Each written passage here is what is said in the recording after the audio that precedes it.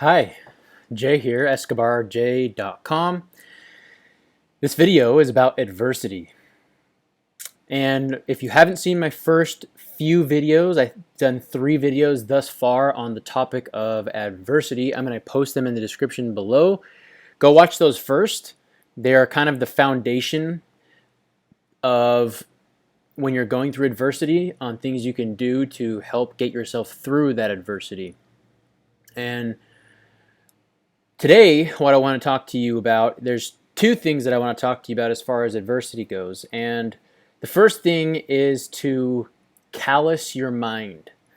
And I've always known about this concept, but it really made this concept clear in a book called Can't Hurt Me by David Goggins.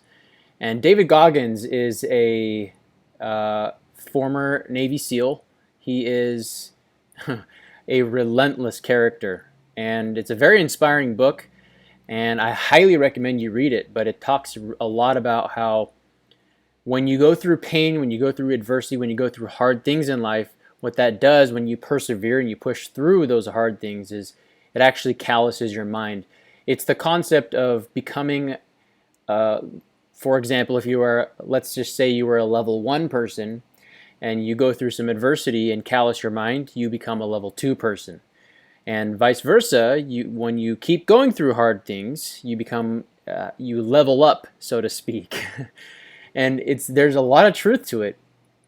And that's what callousing your mind means. And the way that you do that, the way you do callous your mind when you're going through adversity is you focus on the things that you can control.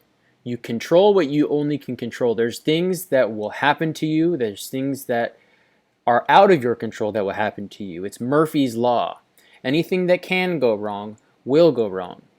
And and I'm not telling you to live in fear by any means, fear of what can go wrong will go wrong, but just have the expectation that whatever you're enduring and whatever it is that you're going through, it's inevitable that things go wrong. It's part of life. It's part of life that you make mistakes. It's part of life that negative things happen to you that may or may not be in your control.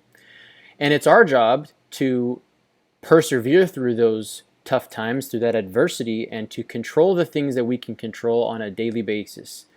And there's a fundamental amount of things that you can physically do, emotionally do. So, and I kind of want to touch on a few of those things. For example, physically, what's in your control physically? Exercising is in your control physically. Eating right is in your control physically. Listening to good materials and good uplifting materials is in your control. Practicing discipline and self-control is in your control. Meditation and focusing on growing spiritually is in your control. Sharpening skills, learning how to dig deeper is in your control. Those are all physical things and mental and emotional things that you can literally do that are in your direct control that will help you callous your mind when you're going through adversity. And when you incorporate that and you focus on those things that you can control, and you stop focusing on the things that are out of your control or not in your control, like controlling other people, or for example, like the weather. You can't control the weather. You can't control what other people's decisions are. You can't control nature. You can't control, for example, the coronavirus. The coronavirus has come out. You can't control that. But what you can control is your mindset, not living in fear. You can control what you put in your body. You can control what you don't put in your body. You can control your physical exercise. You can control the materials and things you listen to and put into your brain. You can control, to a certain degree, you can control not necessarily other people, but you have influence over those you love and those you have stewardship over. So you can make decisions that will help you control an outcome in regards to other people, like children or spouses or family members. You can influence them. Although you cannot control them, you can influence them, and you can develop skills to help you improve your influencing or your relationship skills, right? So these are all things that you can control on a daily basis. You can control your spiritual health by meditation or prayer or lots of other things. And so that's what I want to talk to you today, and that's how you get through adversity, and that's how you callous your mind. And that's really important is once you go through a certain amount of pain, mentally, emotionally, spiritually, physically, there comes a point to, unless you were living just like this perfect life that you just hardly have any negative things happen to you. And if you're in that case, I salute you. You are lucky. But for the majority of us, 99% of us who don't go through that, who don't get that luxury, there comes a point to where you go through so much difficulty, pain, hardship, things that are out of your control that happen to you, that you begin to learn how to enjoy or focus on enduring and persisting through the pain and actually relishing into the pain, because you know that at one point, you know that whatever adversity you're going through is only going to help make you a stronger individual and a stronger human being. And it's going to callous your mind so that if you ever have to go through that type of situation again, it's not as hard the next time. It becomes easier. You get better at it. And you get so good that it becomes not a problem anymore.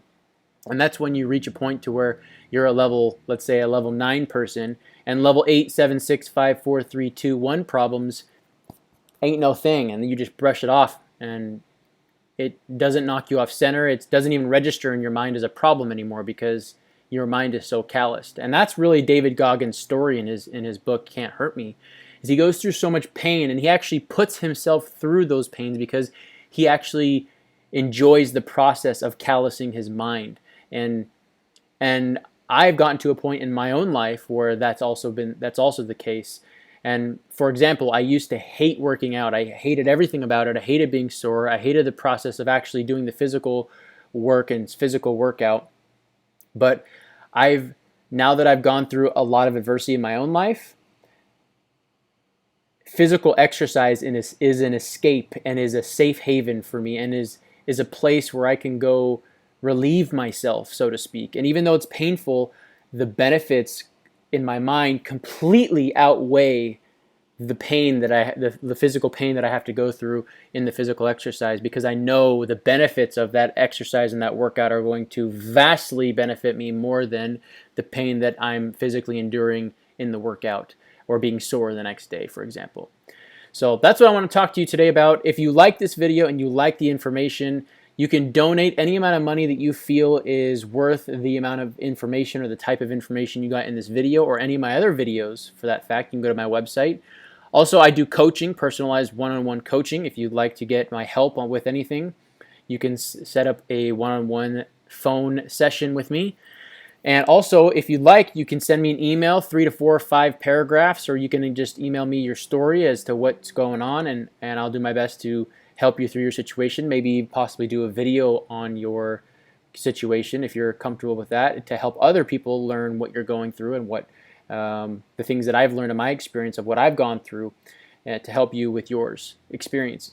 At the very least, share this with as many people as possible. That is my purpose, is to help as many people as possible out there in the world to achieve a higher level of growth, personally, spiritually, emotionally, mentally, physically, financially, to help as many people as possible in any way that I possibly can with my experience, because I have been through quite a bit, and I feel that the experience that I have can be of value to anyone out there who's going through their own experience. That being said, I hope you're always learning. I hope you're always growing and always pushing forward. Know that this too shall pass, and the only way out is through.